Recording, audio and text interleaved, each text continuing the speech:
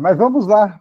O trem italiano da felicidade, Il treno del bambini, né? Dei Bambini, do filme de 2024, um filme italiano, por direção aí da Cristina Comencini, tá? O filme baseado, nós vamos mencionar aí, deixei lá na rede social um pouquinho, baseado nesse romance belíssimo da Viola Ardoni, está disponível para venda no Brasil em duas versões diferentes, tá? Duas versões diferentes, muito interessante, muito bem escrito, uma escritora que eu estou conhecendo agora, realmente pela primeira vez, né?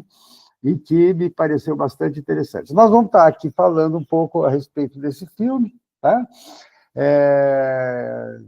E ouvindo vocês, principalmente isso. Vou colocar algumas questões aqui para a gente estar pensando, tá?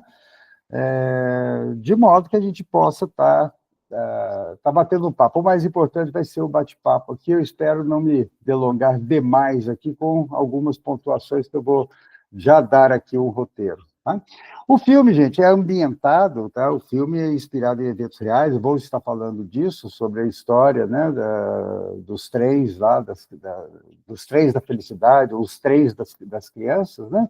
Ele é ambientado na Itália pós-Segunda Guerra Mundial, pós-Segunda Grande Guerra.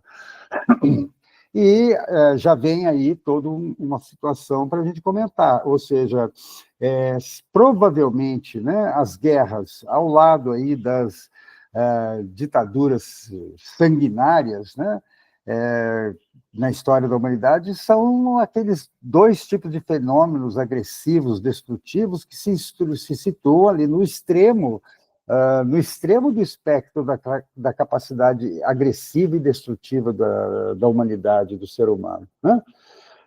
Freud, lá em Moisés e o Monoteísmo, nos diz que a história dos povos é uma história, na verdade, de massacres, é uma história de genocídios, é uma história de assassinatos, né? E a gente vai dizer já de cara assim, que a guerra também é a realização mais perfeita dos impulsos filicidas do Homo sapiens, tá?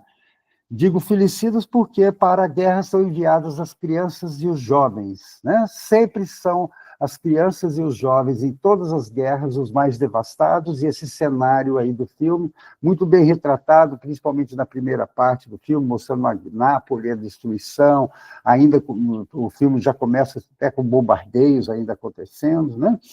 As crianças e os jovens são mortas, são feridas, são separadas das suas famílias, sofrem o testemunho violência brutal, sofrem sequestros, estupros, são convocadas como soldados, né?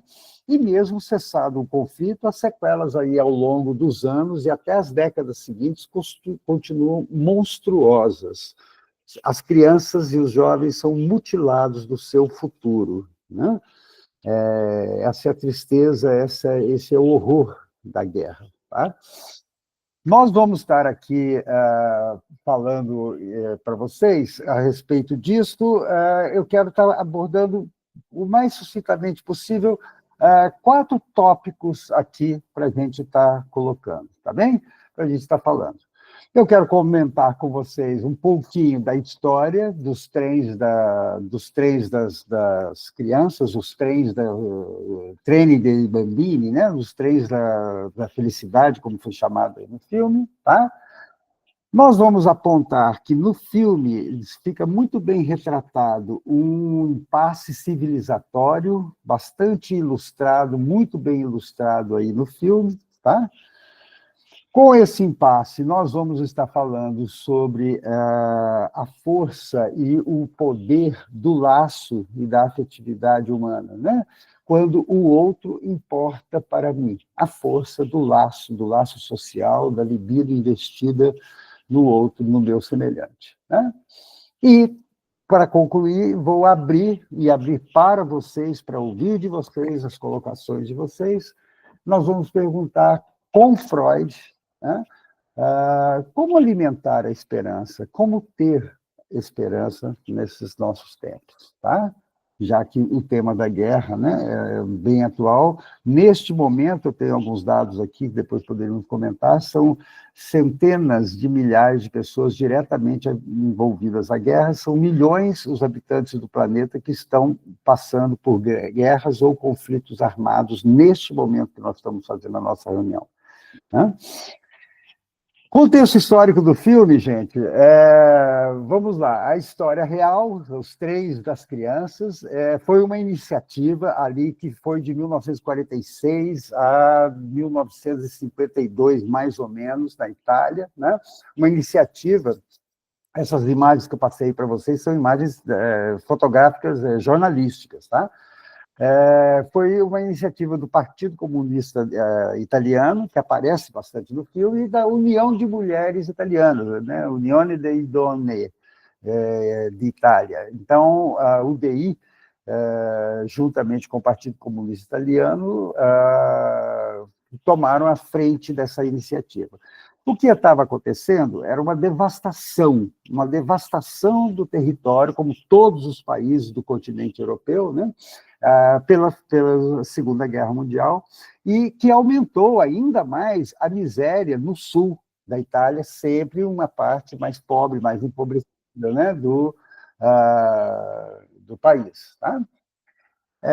Essa iniciativa de caráter humanitário, filantropo, altruísta, né, desencadeou, na verdade, uma polêmica muito severa, muito grande, né, curiosamente, entre setores cristãos e o próprio Vaticano, que se opôs aos chamados comboios da felicidade, os trens da felicidade, né, que foi uma mobilização em massa de crianças afastadas, que foram das suas famílias, né, com esse propósito humanitário. Elas ficariam durante alguns meses abrigadas, acolhidas durante algum tempo por famílias do centro-norte da Itália, né, que tinham mais condições. Não é que eram famílias ricas, famílias que tinham mais estabilidade socioeconômica, né? E elas eram acolhidas por essas famílias e depois devolvidas à família. O programa funcionou, o programa houve, de fato, tá? Apesar do que vocês viram aí no filme, né, que com isso a gente pode até ver que as fake news não são coisas tão de agora, porque as crianças temiam e se espalhava a notícia, né, dos setores conservadores, disseminava aí as notícias, o horror de que as crianças seriam jogadas em fornos, seriam comidas, né? Essa história de que comunista come criancinha, né, não é de agora que começou, e, na verdade, a gente precisa pensar que, se é para falarmos acerca da mutilação no futuro de crianças, a história está farta de mostrar que ditaduras da esquerda, ditaduras de direita, são responsáveis por horrores. Nenhuma ideologia ficou isenta disso na história da humanidade. Tá bem? A disseminação do terror, portanto, foi notável aí. Tá? Este jornalista que aí está, tá? Giovanni Rinaldi, tá?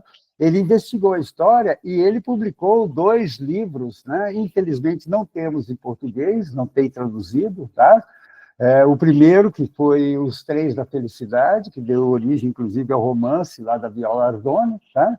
E o último, mais recentemente lançado, que é uma revisão histórica a respeito desse acontecimento, desse evento, que foram os Trens da Felicidade, né? Eu estava também naquele trem, é uma série de depoimentos que teve. O Giovanni Rinaldi, e essas imagens são de um programa de televisão que está disponível, italiano, que está disponível no YouTube. A gente investiu um pouquinho de tempo ali para poder estar entendendo um pouquinho a parte histórica. Tá? Há um documentário chamado Pasta Nera, tá? Que é um documentário sobre esse acontecimento também, tá? Sobre essas histórias, e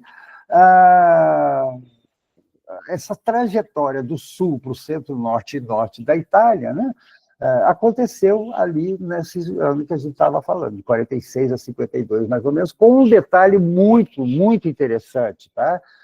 que também aparece, que é contemplado ali no filme também. Tá? Os contrastes culturais eram marcantes entre o sul e o centro-norte da Itália. Se a gente lembrar que a unificação da Itália acontece na segunda metade do século XIX, concluiu-se ali com o Vittorio Emanuele, né, com o rei Vittorio Emanuele III, se não me engano, em 1871. Até então era um amontoado, toda a península, a bota italiana, um amontoado de ducados, de cidades-estado, de repúblicas, cada uma com suas moedas locais, os dialetos locais. Vocês viram lá no filme, né? O Amerigo na escola, com seu vocabulário distinto ali, falava açougue e outra parte chamava bagarefe, né? E outros giros linguísticos de outros sotaques ali, né? E essa Segunda Guerra Mundial, na verdade, foi responsável, portanto, por aumentar ainda mais a miséria no Sul, né? Os relatos históricos existem, muitas das crianças dos trens da felicidade, que ficaram hospedadas da família, foram adotadas pelas famílias e depois devolvidas às famílias originais, são hoje pessoas, obviamente, de idade, né? Que estão aí falando, dando seus testemunhos, dando até hoje em programas de televisão, falando sobre essa experiência que foi realmente salvou vidas, tá? Contam-se em 70 mil crianças, tá, gente? Os trens da felicidade italianos, tá? Começou só no norte ali da Itália, uma mobilização de cidade para outra, e depois foi principalmente do sul para o centro e o centro-norte da Itália, tá? Das histórias reais, tá, destaca-se uma personagem que está no filme, tá, que é a Derna Scandali, tá, uma ativista que participou ativamente do programa e ela acolheu uma criança chamada Americo Marino, procedente da Puglia. Aí está a Derna Scandali, né, e o Americo. Tá? Apesar da inspiração do nome, tem muitas diferenças ali da história real e da história que é contada no romance da Viola Ardoli e, né, no filme da Comencini. Tá? Não vem aqui ao caso a gente pontuar. Mas aí estão os dois personagens do nosso filme, né? Tanto o Amerigo como a Derna. Né? E ela conservou um nome parecido com o Américo e com o Amerigo. Né? A Viola, aqui, ó, uma imagem deles hoje, tá? A Derna, que é personificada no filme, e o Americo, né? O Américo, ou no filme, Amerigo. Né? A reitora, tá? A Viola Ardoni, ela diz que esse personagem, essa criança encantadora nesse filme comovente, tá? É um ator mirim sensacional, na minha opinião, tá? Ele foi, na verdade, o nome foi inspirado por aquela pessoa, aquele senhor, lá hoje um senhor, né? Mas ele é a soma, declarações dela própria numa entrevista que está disponível também para a gente assistir. Tá? Que o personagem Amerigo, a criança, o personagem principal, foi a soma de muitas histórias que ela pesquisou ou ouviu durante a sua investigação, ela também investigou. E ela queria que o personagem representasse crianças que, quando embarcaram no trem, tinham descoberto um mundo de novas possibilidades, de novas esperanças, né? Tomou as suas liberdades criativas, mas ela não se limitou a um único relato histórico. Tá? Essa conduta dela, aí estão os livros dela, inclusive as versões que temos aqui em português, tá? Disponíveis aí para leitura. Recomendo, são romances deliciosos, muito interessantes a forma dela escrever, tá? E aí está a nossa diretora, a Cristina Comencini, né? A diretora do filme, que seguiu bastante fielmente ali o romance, né? O romance acaba enfatizando, como sempre, um ou outro ponto não tão acentuado no filme, mas fica bastante fiel. O filme é bastante fiel, né, ao romance original. Tá bem? A narrativa toda do filme, gente, ela se reconstrói como alguns flashbacks de uma história que percorre um arco, desde o menino adotado pela família de Berna e o maestro que ele iria se tornar um dia, né? Um arco que vai desde a primeira partida dele de Nápoles, né, na sua infância, até o retorno à sua terra natal aí com a morte da sua mãe. O filme começa com a morte aí da mãe do Américo, né? E com isso é que a gente está justamente podendo estar pensando aqui na importância, né, de toda essa narrativa e de quanto ela foi envolvente, o quanto ela acaba sendo bastante tocante aí para nós. Então, esse aí o contexto, né, histórico aí desse belíssimo filme e da história real. Algumas pinceladas, podemos voltar a isso, tá bem? Muito bem, o que me chamou a atenção e que eu estaria destacando aqui com vocês, tá? É o segundo ponto da nossa aproximação aqui ao filme, da nossa reflexão, do disparo que a gente quer fazer, tá? Para que vocês possam trazer as impressões de vocês. A civilização humana, a civilização e a cultura, né? Impondo um impasse ao Homo sapiens, ao ser humano, ao homem, tá? À humanidade, um impasse bastante marcante, bastante claro aí nos textos, especialmente nos textos chamados sociológicos de Freud e dos psicanalistas pós-freudianos até hoje, tá? Veja, nós estamos falando de um conflito, de um impasse que existe em duas dimensões da nossa libido. A libido seria exatamente esta reserva de energia, esse monto de afeto, esse monto de energia psíquica disponível, particularmente ligado às pulsões sexuais. Tá? Sexualidade em psicanálise não é genitalidade, não é o ato sexual, bem entendido. Né? Nós estamos falando de uma vida de relação de objetos, né? Uma vida de investimento em objetos, de investimento em pessoas. O impasse se dá porque somos habitados por dois destinos possíveis para a nossa libido. Essencialmente falando, uma libido do eu, uma libido egóica, voltada para o ego, e uma libido objetal, uma libido voltada para o outro, uma libido voltada para o objeto, né? Uma libido egoísta, uma libido altruísta. São destinos possíveis para a nossa reserva libidinal, para a nossa energia. Observe, por exemplo, que todas as ideologias possíveis, né, descritas da humanidade, são a forma com que se decide essa equação, né? Mais libido voltada para o outro, mais libido voltado para o individualismo, para mim mesmo, para a minha, né, capacidade, para o que é meu, mais voltada para o que é comum, mais voltada para a vida de relação, mais voltada para o que é o meu semelhante. Tá? Só que a cultura e a civilização, né, para existirem, impôs ao Homo sapiens, impôs ao ser humano uma coisa chamada renúncia pulsional. Né? Nós precisamos abrir mão tanto das nossas pulsões agressivas como das nossas pulsões amorosas, como das nossas libidos de objetos. Nós não podemos sair por aí, né, cumprindo fantasias e desejos sexuais ou agressivos sem contenção, sem limite. Isso se chama barbárie e não civilização. Tá? Ora, com isso a gente, então, tem uma questão muito séria pela frente, e Freud mapeia de forma esplêndida no seu clássico Mal-Estar na Cultura, né?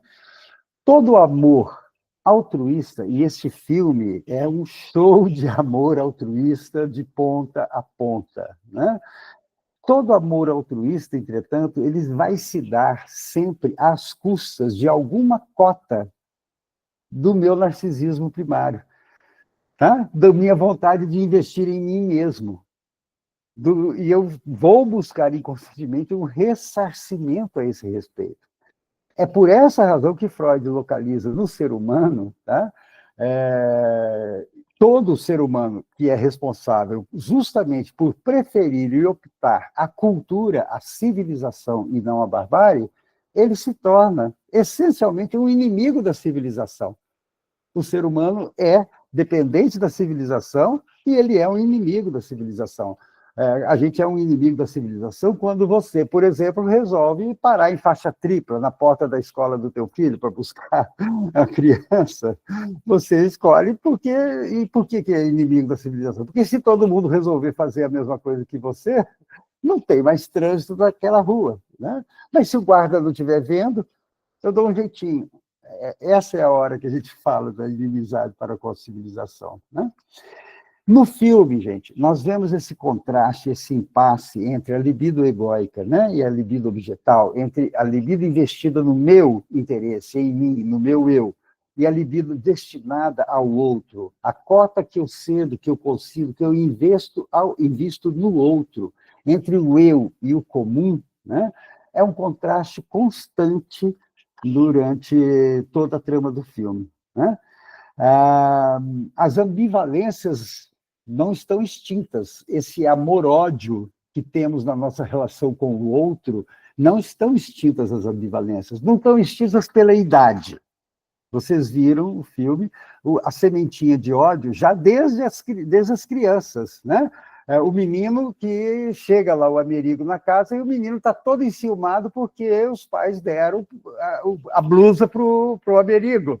E ele já parte para cima do Amerigo querendo a blusa dele. Nem sei se estava dando bola para aquela blusa mais. A gente vê demais nas crianças hoje, dentro de casa, né? A criança tem um brinquedo velho, não está nem aí, está dando a menor pelota para aquele brinquedinho. Chega um priminho, chega um amiguinho, chega um vizinho, vai pegar aquele brinquedo, aí ele corre lá e quer aquele brinquedo. Tá? A idade não poupa ninguém da ambivalência. As crianças não são seres inocentezinhos e bondosos, anjinhos. Tá? A nacionalidade não poupa ninguém das ambivalências, né? Na escola, chegavam para o Amerigo e falavam, você fede a peixe, riam do sotaque dele. Tá? A ideologia não poupa ninguém, tá? A ideologia não poupa ninguém da ambivalência, da discriminação e do ódio, tá? Ou a gente vai fechar os olhos para o comunista que deu um tapa na Derna, no rosto da Derna, porque estava reivindicando. Então, foi um tapa comunista, como que é isso? Né? No filme também mostra, né? Também o gênero, tá? Não poupa. Ninguém pelo gênero, pelo sexo biológico, está isento de... nem pelo gênero, nem pelo sexo biológico, está isento de suas ambivalências. A própria Derna, a personagem do filme, né? Mostrou aquele... Vocês perceberam, né? Aquela dificuldade de vínculo com o Amerigo no começo do filme, no começo da relação deles. Ela não conseguia abraçar, ela não queria ser tocada, ela demorou a dar um beijo no menino, parecia até uma má vontade, né? Assim que foi construído o personagem no romance, né? Nem a mãe do Amerigo, a mãe biológica do Amerigo lá em Nápoles, estava isenta de suas ambivalências, muito até pelo contrário. Ali estava uma história de uma mãe complicada, ao nosso ver. Vamos ver o que vocês pensaram, tá? Vejam como que a mãe traz uma cota de investimento em si, expondo o filho à própria sexualidade. Ela tinha ali um amante, que era um cara casado, cabeça de ferro. Aliás, o filme é cheio desses apelidos, né? O romance é cheio desses apelidos que as crianças chamavam, né? As pessoas por esses apelidos, né? O Amerigo ficava muito exposto à sexualidade da mãe, gerando uma confusão na cabecinha do menino, tá? Porque se o pai vai voltar um dia, como a mãe afirmava, como é que ela está saindo com um homem casado? Como é que ela está se deitando com um homem casado? Tá? Como é que ela está tendo um namorado ali? Tá? A cama, tá? Um lugar de ambivalências, porque debaixo da cama ficava o café, que era uma espécie de pagamento que o tal cabeça de ferro dava para essa mãe, né? Pelos favores sexuais dela, nitidamente, tá? Mas sob a cama, o Amerigo foi lá um dia, quando volta, e pôs o violino dele. A mãe colocou debaixo da cama, no mesmo lugar que ficava o café. E esse menino perde o violino porque a mãe penhora na casa de penhor para pegar um dinheiro, né? Estamos falando, então, de uma mãe aí não conseguindo conter os seus ciúmes, né? muito ciumento com relação a outra família que cuidou do filho dela, que ela mesma tinha mandado, né? Ela não avisou o menino sobre as cartas que ele estava recebendo da família lá do norte, né? De Ancona, né? Aí estamos falando, então, de uma sexualidade infantil, de um menino, né? De uma sexualidade infantil, na verdade, sequestrada por essa sexualidade da mãe, por essa sexualidade materna, né? Mais grave ainda, né, que as possíveis fantasias, né, incestuosas do filho por dormir com aquela mãe naquela cama, né? Quando ele é perguntado, já lá na cidadezinha do norte, né, e a sua mãe, quem é? Ele fala, ela é a mais bela mulher de Nápoles, né? Os homens olham para ela, mas ela só dá bola para mim, tá? E, nesse sentido, gente, eu gostaria de propor a vocês que a fuga do Amerigo, quando ele finalmente foge definitivamente da casa da mãe, e vai ser doloroso, porque o filme deixa entender para a gente que foi uma ruptura definitiva, né? Ele só volta à sua cidadezinha quando a mãe morre, quando tem a notícia do início do filme. Eu diria para vocês que a fuga do Amerigo pode, quem sabe, ser considerada uma alegoria do crescimento rumo às escolhas adultas, às escolhas de objeto, a investimentos que a libido do menino está escolhendo, o violino, a família que ele quer ficar, aonde que ele quer viver, tá? Já não mais por necessidade, tá? É o que a gente chama de uma escolha por apoio, tá? Mas agora por escolha própria, por identificação, tá? É uma renúncia ao incesto, de certa forma, essa fuga. A evidência que eu trago na atualidade, vocês todos conhecem, especialmente o pessoal que está aí na clínica psicanalítica, na clínica psiquiátrica, a gente está falando aí da geração nem, né? Nem estuda, nem trabalha, são crianças que não fugiram de casa ainda, não foram dar a cara a tapa para a vida, não? Estão ali vivendo de mesada, alguns até já casaram, estão com namorido ou namorida, né? Estão vivendo bancados por mãe, bancados por papai. Tá? A geração Z, hoje, no nosso país, 1 em cada 4 jovens leva o papai ou mamãe para a entrevista do primeiro emprego. Isso é documentado no nosso país hoje. Tá? Com isso, gente, com essa coisa da ligação, passamos para o terceiro ponto, que é justamente o que eu queria comentar com vocês, que é o contraponto desses impasses, que é a força do laço, a força da libido de objeto, do investimento no outro. Tá? Estamos dizendo que a consanguinidade é um ponto de partida real, né? Mas não é um ponto de chegada para escolhas objetais. As escolhas posteriores são por conta e risco do sujeito que faz escolha. Américo poderia se dar mal, né? Aliás, crianças, tá, que enfrentam situações disruptivas, separação dos pais, mudança de cidades, né? Elas geralmente são forçadas a um amadurecimento precoce, e às vezes, não necessariamente isso vai ter um efeito de trauma. Por vezes, sim, né? Conforme a disrupção, conforme a ruptura, sim. A gente vai deixar a pergunta, imaginando fosse um personagem real, a que preço o Amerigo, o menino Amerigo, rompeu definitivamente com a mãe para se tornar um homem adulto? A que preço ele traz, né, dentro dele, né? A mãe deixou um bilhete dizendo lá, ele ficou muito comovido quando ele finalmente volta, né, na cidadezinha dele, e a mãe deixou o bilhete, e o recado da mãe é: quem te deixa partir te ama mais que quem te mantém preso. E eu pergunto, será? Será que foi assim a história dessa mãe com essa criança? Tá? A força do laço, gente, a força dessa libido investida no outro, aparece forte na relação do Amerigo com o Lúcio, que é o amiguinho dele, aparece forte na comunidade, quando todos buscam pela criança desaparecida, pela garotinha que fugiu, todo mundo para e vai buscar. Olha a força do laço social, olha a força da libido investida no outro, né? A Berna chora até hoje pelo namorado que foi assassinado pelos fascistas. Aliás, fazendo esse parênteses histórico, voltando aqui, tá? O Partido Comunista Italiano era a alternativa de época ao fascismo, ao nazifascismo, tá? Il Duce, Mussolini, o Eixo, Hitler, né? Estamos sabendo do que estamos dizendo aí, tá? Nesse aspecto. E o namorado dela, que tinha o apelido de Lobo, né, tinha sido assassinado aí pelos fascistas de forma cruel, de forma torturante, né, torturada. Né? A força do laço aparece na despedida de Derna, quando Derna se despede do Amerigo para devolver ele para a família. Né? E é tão linda a metáfora, porque quando o trigo crescesse, né? Quando tivesse maduro, quando o campo tivesse dourado, ele, né, frutificaria de volta, ele estaria ali alimentado, cuidado. Né? Um filme belíssimo de analogias. Né?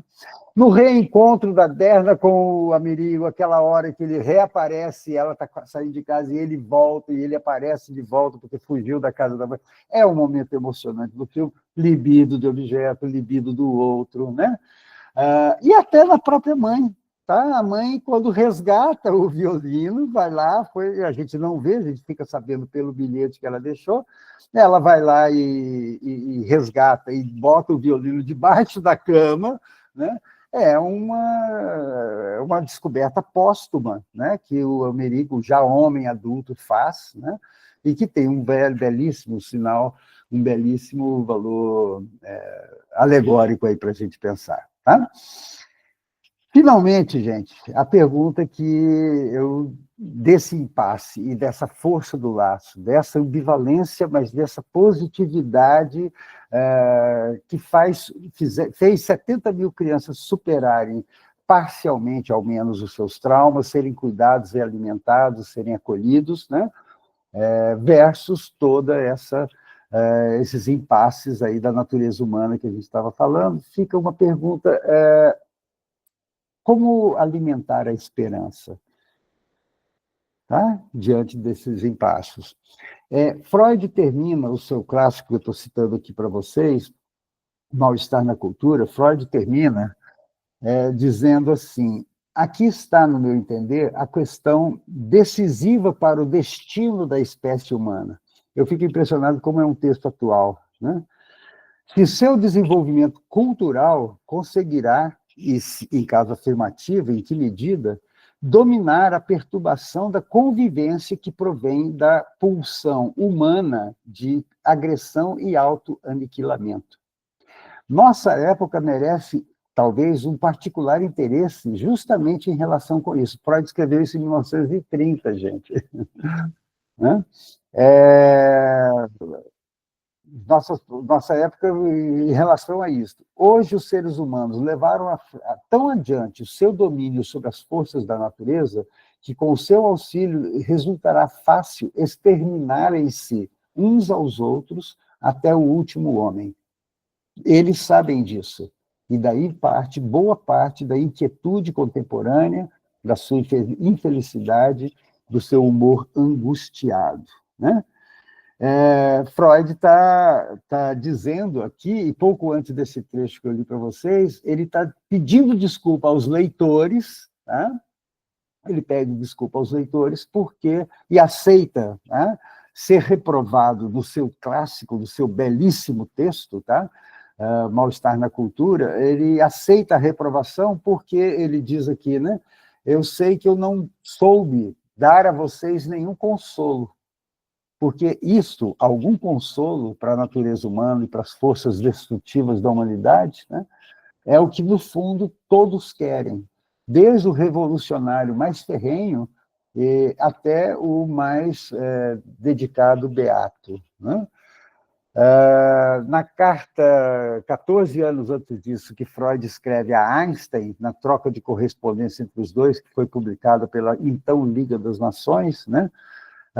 Freud diz que a principal razão pela qual a gente é contra a guerra é porque não podemos fazer de outro modo. Freud escrevendo para Einstein.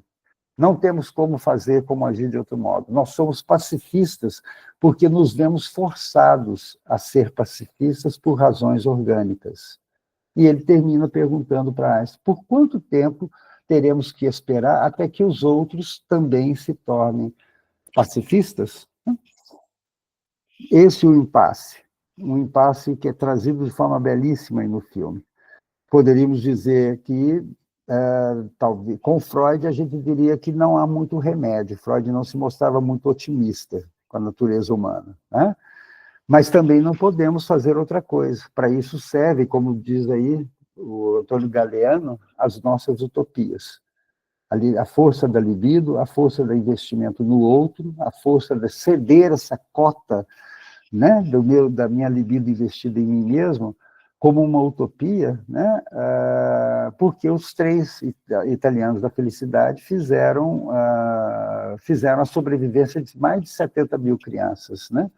E, conforme diz o Galeano, né, as utopias servem para nos fazer caminhar. Pode ser que a gente nunca chegue, mas fora disso é a barbárie, e sem isso nada temos, né? É isso, gente, o pontapé inicial dado aí.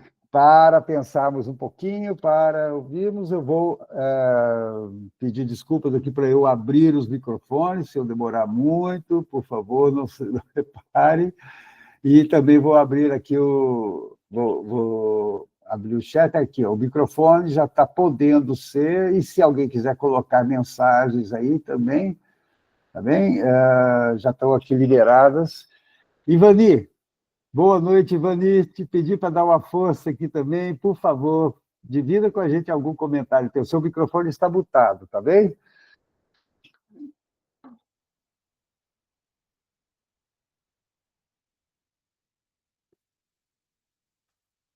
Ainda...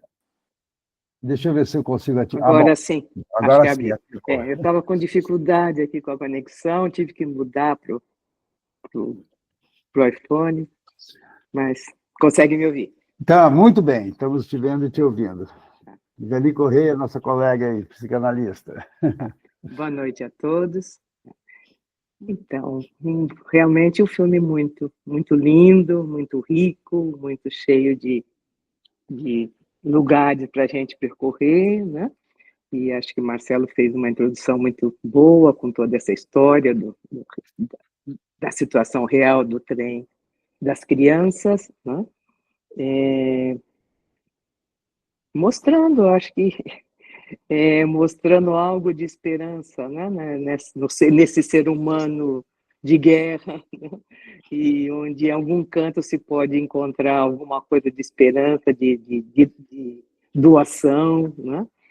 De amor ao próximo. Eu acho que isso é muito lindo, eu acho que isso realmente tem que nos alimentar, né? Não podemos evitar a guerra, mas eu acho que podemos manter em algum cantinho, né?